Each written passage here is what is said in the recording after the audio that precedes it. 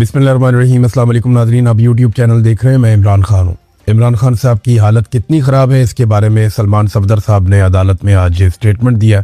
इमरान खान की बहनें भी वहाँ पे मौजूद थी। उन्होंने कहा जी जो मुझे इमरान खान ने बताया मैं एज़ इट इज़ आपको बता देता हूँ कि जैसे उन्होंने कहा उन्हीं अल्फाज में बयान कर देता हूँ।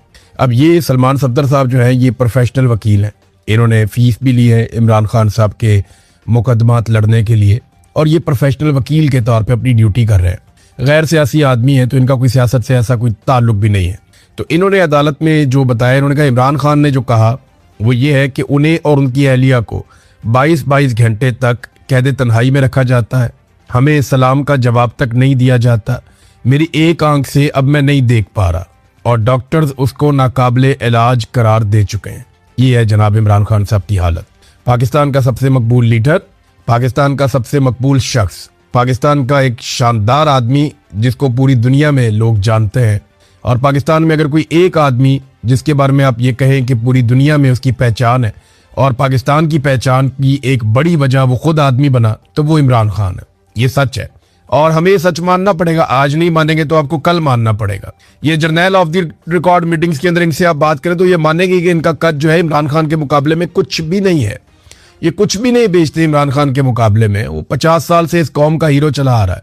पूरी दुनिया में उसकी पहचान है, एक बड़ा आदमी है और उसे सिर्फ एक जिद के चक्कर में एक मिलिट्री जर्नल ने जेल में बंद किया हुआ है और उसको निशाने इबरत बना रहा है सिर्फ कि जनाब हम हार नहीं सकते, हमने हर हाल में जीतना है, हमने इसको शिकस्त देनी है। भाई जीतना है जाके इंडिया से जीते और जीत के कश्मीर को आज़ाद करवा लें। जीतना है जाकर आप इसराइल से जीत लें और फलस्तीन को आज़ाद करवा लें। भाई जहां आपने वादे किए हुए जीतना है वहां पे आप लड़ाई नहीं कर रहे। और वो कौम जिसने आपको अपने खून पसीने से कमा कर दिया, जिसने आपको इतना पैसा दिया, जिसने आपको हथियार दिया, आप उसी कौम के सबसे मकबूल और बड़े लीडर को मार रहे हैं और लगातार मार रहे हैं। अब वो ये तक कहने पर मजबूर हो गया कि मुझे एक आंख से नजर नहीं आ रहा और डॉक्टर ने कहा है कि इसका इलाज नहीं हो सकता। बुशरा बीबी की आंख का इलाज चल रहा है। अब अदालत के अंदर जाते हैं। देखिए पाकिस्तान तहरीक इंसाफ अदालत में तो जाती है लेकिन अदालत में इंसाफ नहीं है। ये जज इंसाफ नहीं दे पाएंगे। ये बात पाकिस्तान तहरीक इंसाफ को समझनी चाहिए।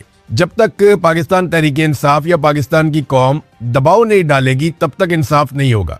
और ये इंसाफ अदालत में नहीं होना, ये मिलिट्री एस्टेब्लिशमेंट को आपने पकड़ना और आपने उनको निकालना है इस सारे मामले से। जब तक पाकिस्तान की मिलिट्री एस्टेब्लिशमेंट इन्वॉल्व है तब तक कोई अदालत इमरान खान को किसी किस्म का इंसाफ नहीं दे सकती। अलीमा खानम ने इसके बारे में वाज़ेह स्टेटमेंट दिया। उन्होंने कहा जज की शक्ल पे कम से कम इंसानियत आ जानी चाहिए थी। तो जज की शक्ल पे उनको इंसानियत नजर नहीं आई। जज साहब बहुत सख्त परेशान थे कि मैं किसी तरह इस केस को निकालकर आईनी अदालत में भेज दूं। यानी जज साहब को ये कमिटमेंट दी गई है कि आप यहाँ पे कर दें, आपको हम बचा लेंगे और आईनी अदालत के अंदर हम दोबारा इमरान खान साहब को रगड़ देंगे। इंसाफ देने वाला जज होता तो इमरान खान की आंख का सुनकर उसका दिल हिल जाता। लेकिन जज ने किसी किस्म का उस पर सवाल ही नहीं किया। वो बार बार कह रहा था हो जी अपील की तरफ। जब वो बता रहे थे कि इंसानियत का मामला देखें आप, ये क्या हो रहा है, तो जज वो बात ही नहीं सुन रहा था। वो कहती है ऐसा लगता है इस जज को कॉलें आई हैं और ये फैसले देने से डर रहा है। ये जनाब इस्लामाबाद हाई कोर्ट की हालत है। जो जजेस वहां पे केस सुनने की ताकत या हिम्मत रखते थे उन जजेस को वहां से ट्रांसफर किया जा रहा है। हालात पाकिस्तान की अदलिया के भी पतले ही है। लेकिन क्या इमरान खान साहब किसी अदालत से बाहर आ जाएंगे, सवाल ही पैदा नहीं होता। मैंने आपको पहले भी कहा, मैं आपको अब भी कह रहा हूँ और जिम्मेदारी से कह रहा हूँ, जितनी ताकत आसिम मुनीर की बढ़ती जाएगी उतना इमरान खान साहब को मजीद तबाह किया जाएगा, उतना इमरान खान साहब को मजीद दबाया जाएगा। ये एक जिद जैसी कैफियत है कि कुछ भी हो जाए इमरान खान को नीचा दिखाना है, इमरान खान को कमजोर दिखाना है, इमरान खान को और उसकी पार्टी को बर्बाद करना है। ये एक जिद है और इस जिद की भेंट पाकिस्तान चढ़ रहा है। इस जिद के चक्कर में पाकिस्तान की अदलिया को बर्बाद कर दिया। इस जिद के चक्कर में पाकिस्तान की सोसाइटी को बर्बाद कर दिया। इस जिद की चक्कर में पाकिस्तान की मईशत को तबाह बर्बाद कर दिया। पाकिस्तान में अमनो अमान को भेंट चढ़ा दिया इस जिद के आगे। और इस जिद की वजह से आज पाकिस्तान जहां खड़ा है हम सब देख रहे हैं। मिसाल के तौर पे ये हमाद अदर साहब ने एक ट्वीट किया है, तो एक छोटा सा ट्वीट लेकिन इसके अंदर बहुत सारा कुछ उन्होंने लिख दिया। उन्होंने कहा अगर पिछले आप चंद महीनों की हुकूमत की तवानाई के शोबे में गलतियों का अंदाजा लगाएं और उनको गिना जाए तो बड़ी अजीबोगरीब फहरिस्त बनती है, लंबी फहरिस्त। ईंधन की कीमतें वक्त से पहले बढ़ाकर इन्होंने ऑयल कंपनियों को 87 अरब रुपए का फायदा दिया। डीजल की गलत कीमतें मुकर्रर करके रिफाइनरियों को इजाफी मुनाफा पहुंचाया अरबों रुपए का। LNG कार्गो मनसूख किए, फिर मजबूरी में महंगे स्पॉट कार्गो खरीदे इसके अंदर भी अरबों का नुकसान किया। बद इंतजामी की वजह से अप्रैल के पहले हिस्से में शहरों में 12-12 घंटे की लोड शेडिंग की गई। नए गैस कनेक्शन इन्होंने देना शुरू कर दिए, जबकि मौजूदा सार्फिन की 10% जरूरत भी ये पूरी नहीं कर पा रहे। सोलर तवानाई के खिलाफ अजीबोगरीब किस्म की पॉलिसियां बना दी, फिर अवामी दबाव आ गया इनके ऊपर। सर्कुलर डेथ कम होने का इन्होंने दावा किया जनाब कि हमने जो IPPs का पैसा दे दिया है, जो हमने सर्कुलर डेथ है वो हमने अदा कर दिया है। वो आपकी कैपेसिटी पेमेंट्स होती है ना। मैं आपको फिर याद दिलाऊं कि नवाज शरीफ ने और आसिफ अली जरदारी ने कुछ ऐसे मुआहदे किए IPPs ला कर, इस पे मैंने पूरी वीडियो करनी है, लेकिन सादा बात आपको बताऊं कि IPPs के ऐसे मुआहदे किए जिनके तहत अगर ये प्रोजेक्ट्स या ये IPPs 1 यूनिट बिजली भी ना बनाए तो भी इनको पैसे उतने ही मिलेंगे जितनी इनकी बिजली बनाने की कैपेसिटी है। तो हम 1 यूनिट बिजली इस्तेमाल करते हैं तो 3 यूनिट बिजली के हम पैसे देते हैं। अब सर्कुलर डेथ कम होने के दावे किए, मगर अपने ही अदादोशुमार, जो सरकारी अदादोशुमार है वो इसके मुख्तलिफ हैं। ये हुक्मरानी नहीं है, बल्कि एक महंगा तमाशा लगाया हुआ है मुल्क में, जिसे पूरी कौम देखने पर मजबूर है। तमाशा पाकिस्तान की मिलिट्री एस्टेब्लिशमेंट ने लगाया हुआ और जिद है जनाब कि इमरान खान की जिद में अब इन्होंने जजों को ट्रांसफर भी करना शुरू कर दिया है। जनरल ज़ियाउल हक के दौर में भी जजेस के तबादले का ऐसा तरीका का राइज नहीं था। ये जस्टिस बाबर सत्तार का खाता है जिन्हें ट्रांसफर किया गया पेशावर। जजेस के तबादलों को बतौर हथियार इस्तेमाल करना अदलिया में एक ऐसे कल्चर को फरोग देगा जहां बेज़ाब्तियां और नाअहलियां पनपेंगी। आइन के आर्टिकल 200 और 209 में की गई तरामीम को जजेस को दबाव में लाने के लिए एक हथियार के तौर पर डिजाइन किया गया है। अब जजेस को दीगर मकामात पर तबादले की धमकियां दी जाएंगी और वो तबादला कबूल ना करें तो उन्हें सजाओं का सामना करना पड़ सकता है। जनरल ज़ियाउल हक के दौर में भी जजेस के तबादले का ऐसा निज़ाम राइज नहीं था, यानी डिक्टेटर ने भी वो पाकिस्तान के साथ नहीं किया जो पाकिस्तान की मौजूदा मिलिट्री एस्टेब्लिशमेंट ने पाकिस्तान के साथ कर दिया है। ये हो रहा है। अब कौम के पास हाल क्या है? यानी क्या अदालत की तरफ देखना है? कोई फायदा नहीं, जजेस सारे कंप्रोमाइज है। क्या पार्लियामान की तरफ देखना है? कोई फायदा नहीं, पार्लियामान रबर स्टैंप है, वहां पे अपने फॉर्म 47 के अंदर लाकर बंदे बिठाए हुए। क्या मीडिया की तरफ देखना है? मीडिया पूरी तरह से कंट्रोल है, बात ही नहीं कर सकता। जो बात करता है उसके साथ क्या होता है आपने देख लिया। अभी हाल ही में फखरुर रहमान साहब को भी उठा लिया गया।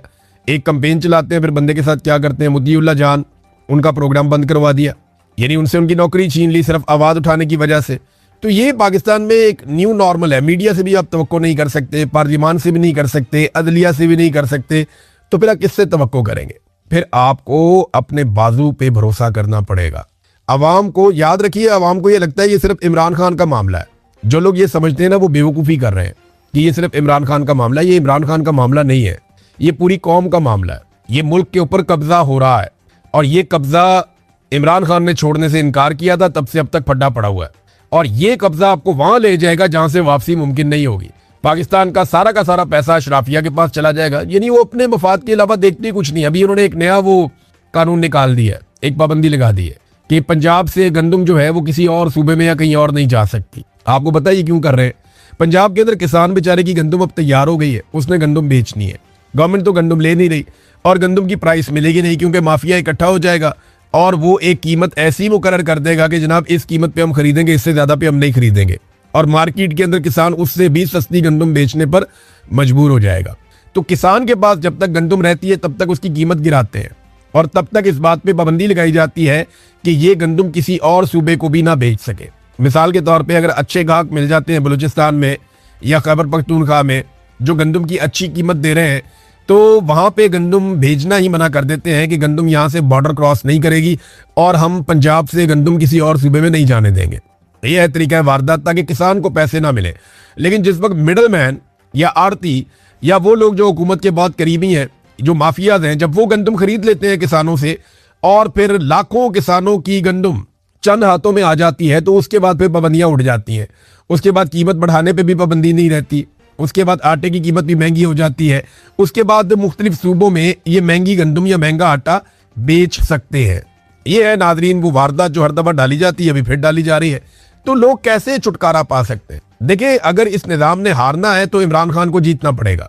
8 फरवरी 2024 को यह निजाम हार गया था। मिलिट्री एस्टेब्लिशमेंट के माथे पर अवाम ने शिकस्त लिख दिया था, लेकिन इन्होंने शिकस्त मानने की बजाय हठधर्मी के साथ जबरदस्ती निजाम के ऊपर कब्जा कर लिया और जाली MNAs MPAs को लाकर बिठाकर अपनी हुकूमतें बना ली। अब तब से लेकर अब तक पाकिस्तान सिसक रहा है। रोजाना की बुनियाद पर पाकिस्तान नीचे जा रहा है। हालांकि कभी दावे किए गए यहां से पाकिस्तान ऊंची उड़ान की तरफ जाएगा, कभी दावे किए गए उड़ान पाकिस्तान का मंसूबा आ गया, कभी दावे किए गए SIFC आ गया।